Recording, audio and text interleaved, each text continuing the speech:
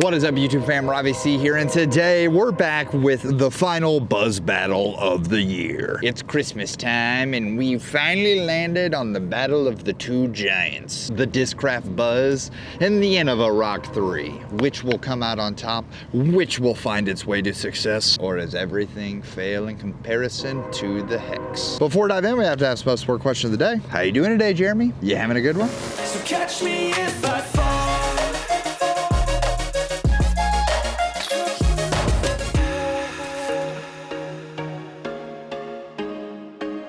So we're out at a new location and we have two Buzzes, two Roc3s, really fun. This was the Roc3 that was in my bag when I played on Team Innova. Shout out to Rick Peavy of Dark Side Dies for this awesome swirl on the double stamp. Really fantastic. In terms of the Buzzes, what we've got going here, I saw a comment, clearly you're trying to make the buzzsaw work when the most overstable Buzzes are just stock Z Buzzes. And based on the last Buzzz battle, this Smith family Buzz is definitely one that I would account for that. So we've got it, and then we have our Sacco Big Z Buzz, which is one of the flippier Buzzes that I've seen that isn't baseline. So got this for the complement. And then we have two Roc3s. We have the modern Roc3 that I got when I was on Team Innova back in, I think it was like 2020 to 2021. But the modern Roc3 is a lot straighter. And then I have an OG old Roc3. This is a Paul McBeth two-time world champion. So they're both champion plastic, and this is Z and Big Z being the hybrid of Z and ESP. But should be a good battle. It's gonna be really fun to throw these two again. I've not thrown this Roc3 that is the two-time Paul McBeth one in ages. In fact, I haven't thrown it, I wanna say, since before we started the Robbie C Disc Golf channel. We're in a new course, so we're gonna start with the Buzzes. We're gonna just turnovers here, flat turnovers, and let's see what we can do. I like that. Let's go with the old Roc3. That one's gonna be a little more nose up, obviously. The other Roc3, let's pull this a little more flat. And you can just see that they don't really have as much fade, and last but certainly not least to win the CTP. Let's see if the Smith family, yeah, they're just more stable. That might be in. All right, Buzz are gonna take CTP on hole one. We'll take that for our first CTP. You wouldn't have guessed, based on where the other three went, that we were actually playing to the basket on the right, but that's what I love about disc golf. You always gotta keep them guessing when you got multiple baskets. Want to take a quick moment to shout out the sponsor of today's video, Manscaped. Gentlemen, the holidays are here, and nothing quite says happy holidays like the perfect gift of grooming. And Manscaped is here with their Performance Package 5.0 to get you exactly what you need. So whether you're shopping for your husband, your partner, your brother, or even yourself, we don't judge here. Make sure you head over to manscaped.com, and they're offering, if you use code RobbieC, you're gonna get 15% off your order right off the bat. Sounds like happy holidays to me. Now, they are offering an exclusive holiday package in their Performance Package 5.0, which includes the new and improved Lawnmower 5.0. We're talking improvement on the technology that is skin safe so that you're not worrying about nicks and cuts where it matters. It also includes the Weed Whacker 3.0, which is a nose hair trimmer and an eyebrow fixer. And let me tell you, there's this tool that comes with the Weed Whacker that at first I looked at like, huh? How's that work? And next thing you know, these wild boys were getting trimmed, shaped, and sculpted in ways I never thought possible. There's also an aftercare kit for when your shaving's done, and that's not all. If you use code RobbieC, you could join the 13 million men worldwide that trust Manscaped, and they're throwing in two fantastic bonus gifts as well. You're not only gonna get a pair of the boxers, which are incredible, trust me, they're pretty much the only boxers I like to wear anymore, as well as the shed-free travel bag. So make sure you head over this holiday season over to manscaped.com. Make sure you use code RobbieC at checkout to get 15% off of your order. I want to thank Manscaped for sponsoring today's video, and I know that Manscaped's going to bring you the happiest holidays. For our next hole, we're going 271 feet uphill, plays much closer to like 325. I always chuckle when I see how far this says the basket is, because it definitely feels way longer. But once again, we are going yellow basket. We're going with the straighter options that we have because I just want to make sure that, what a putt! I want to get a little bit of hyzer, let it go straight and stand up. But Buzzz won that CTP. So thank you, Sacco, for standing there. So let's go ahead and see what we can do.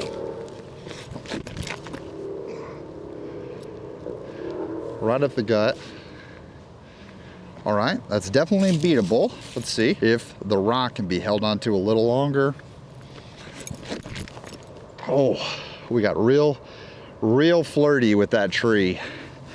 And we took the other tree out to dinner. So that's gonna be another CTP for the Buzzz. Buzzz making sharp work so far. Now, this really is one of the most tried and true battles that exists across popular mid-ranges. And I think what I find really fascinating about just this battle in general is that, to me, the hand feel is very similar between these two discs. And I think that's just because of the depth of the rim and the discs and things like that.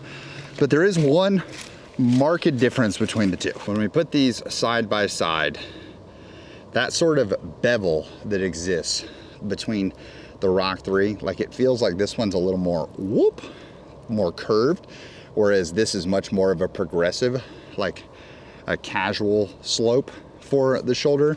And then the Roc3 also has this little bead on it. And I personally don't really notice the bead at all. I always have to remind myself that it does have that bead. When I'm throwing it on a backhand, the way that I'm gripping the disc feels very, very non-existent. So really looking forward to it. Excited to, hopefully, we got some forehands coming up. We'll see how these do on a forehand, because let me tell you, on the forehand holes, water is in play. Now this is an interesting hole to have mid-ranges on, because normally I throw a putter here and I try to throw a putter low and let it fade, because, and even on the putter, I'm trying to sail past the basket. It's 250 feet, as you can see, like I saw on that last one. We didn't really crush either of the drives and we landed just outside the circle on the Buzzz. But here, I'm trying to throw straight down this main gap. And I always love being long of the basket in terms of my normal shot, because I want to make sure that I have an uphill putt versus a downhill death putt. But I think we're gonna end up doing here to throttle the distance a little bit is we're gonna throw standstills and we're just gonna focus on flat. It's a very like it's steep downhill. So we wanna make sure that we're throwing downhill, because if we leave it too high, it's gonna give it too much time to fade out.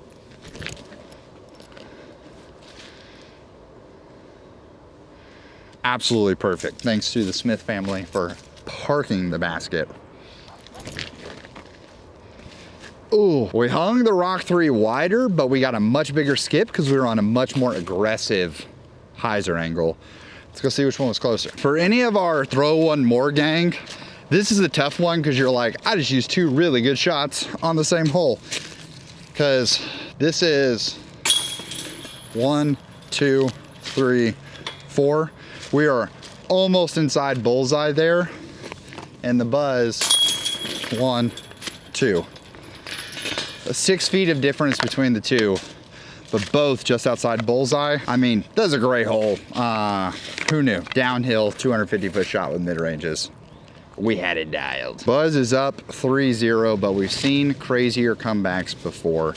This is one of my favorite holes on the course. I think you can certainly reach this with a forehand. I think the forehand makes it way sketchier of a line, because the forehand you're trying to throw over, whereas like, because these are neutral discs, the one spot that we don't want to be is, you can see the field goal of the trees, and then to the left of that is a basket. Just over that basket is the deepest part of the creek in the pond, and we don't want to be there. So we're going to try to throw backhands right out into this open field and then let it crash in. Fun fact, this is my one of the first tournaments I ever played, probably the second or third tournament, was a doubles tournament at this course. And I remember it was a qualifier for US DGC doubles. We're playing against two now friends that make Game of Zones. And so they stepped up and they were like, oh, we gotta throw a zone here. And it's like 300 feet. I remember me and my partner both had distance drivers in our hands, and they had the tee, and they both parked it with zones, and we were like, oof, that is tough for us.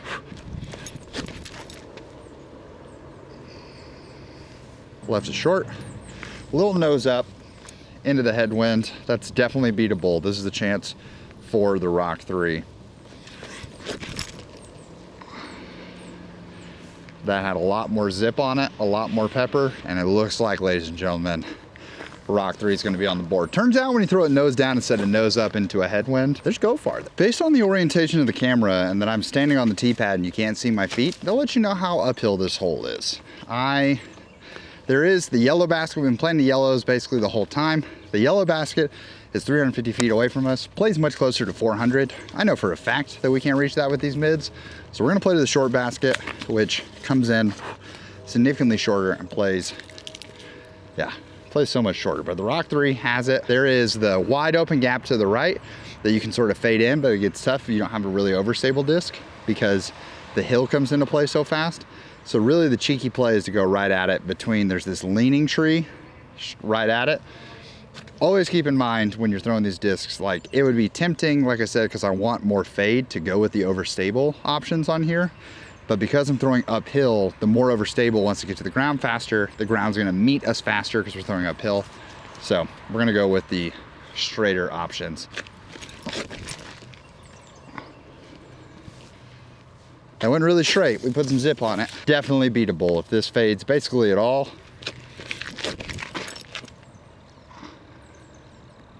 Ooh, but hitting that tree could leave it really short if it didn't progress forward. You gotta think, if the Buzzz is able to knock this hole down, being up 4-1 sounds pretty good knowing the Roc3's gotta win out and we're heading into the forehand hole.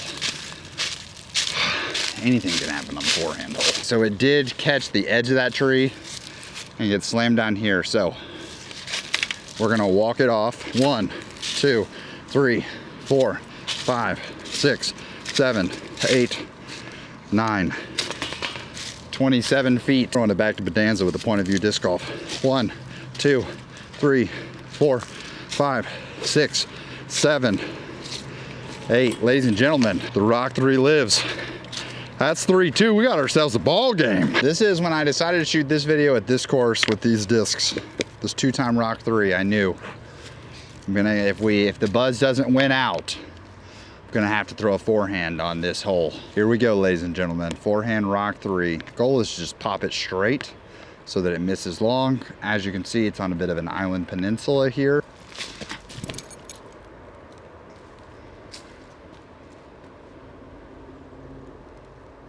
Okay, it's OB, but it looks findable. Flew really good.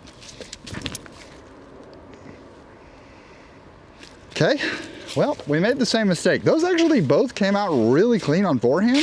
There's a chance that they're both OB, and in which case this hole, that's a wash, and it's not necessarily a win for both. I think that the Buzzz was a little higher, which gave it a chance that it may not be in the water, but as we walk up here. Or is it looking very good for the Roc3 gang? Let's see. That's solid ground, ladies and gentlemen. Not only is that solid ground, that's also solid ground, but this is closer to the basket. What a shocking turn of events. It's 3-3. I bring you this perspective on the hole because the basket's right there. I'll be a little pinched off from the forehand. Forehands felt really good, so let's keep the ball rolling, keep that mojo going. All tied up. No. No. Oh, that's beatable. Just have to miss this tree, really.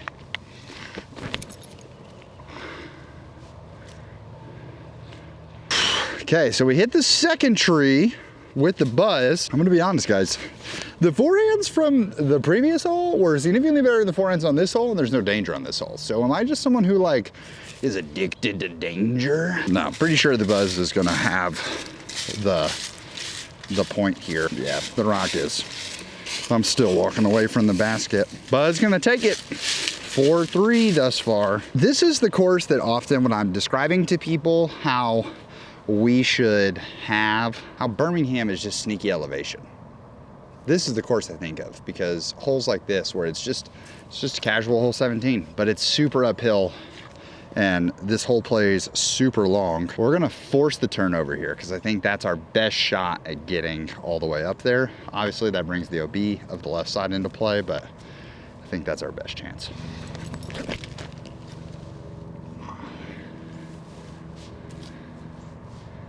We needed to fight out. That's beatable. That's way too much Anheuser. Way too much Anheuser, but we hit it so much cleaner. One's on top of the hill, one's not. Ladies and gentlemen, you asked for it, it's here. Hole 18, where everything matters. And you guys know the drill. It's the last hole, so we throw all 4. Rocks have the tee. So I think I'm gonna go with the straight rock first. And then we'll go rock and then we'll go buzz. This is my least favorite hole, probably on the course. I'm just notoriously bad at it. The other thing about this is that you can tell, so this tree is a Mando. Tee pads are like this river rock type deal, which is good. But most of the holes, you're like trying to go not out of this gap that we're gonna try to hit, you're trying to go out of the gap there. So most people plant pretty far up here on the left side and then try to yank over. So what's happened is that right here is the slipperiest part of the pack, is where everybody plants. So I always feel like if I come through and I have to have any power, I slip in this section, which doesn't give me a ton of trust in the tee pad. So if we're playing to the longer pin positions, and there's 2 of them, I just know that if the tournament's on the line, I've got a better chance of throwing a standstill here than I do anything else. So I'm just gonna lose strokes to the field. But here we're going for a nice straight shot with a little gentle fade. And that is 2 inside. That's short, so we need to push a little farther than that. Oh, that's abysmal. That might, great tree. I was like, because if that hadn't happened, those holly bushes over there, that might have been the end of Sacco Buzz. Okay, we're gonna open the hips a little more. Not great, but currently the rock has it anyways. That's it right there. That might be an ace. It's not an ace, but I can almost guarantee that it's probably CTP. Yeah, Roc3 was in the heart of those holly bushes. So that is going to give it to the Buzzz, coming out on top. How appropriate. And the final battle of the year. Guys, I've enjoyed 2025 as the year of the Buzzz. I really liked it. I thought that it's probably the most subtle feature of being a Buzzz thrower and lover is the new runs all the time. Like, we used a similar Buzzz throughout the year, but I could easily have changed Buzzes every single month based on new and special releases that came out. So very much enjoy it. Hope you guys enjoyed the series as well. Thank you so much for watching as always. Hope you have an amazing rest of your day. Please make it fantastic for someone else too. Happy holidays for those celebrating. But for now, we're gonna leave you with a birdie.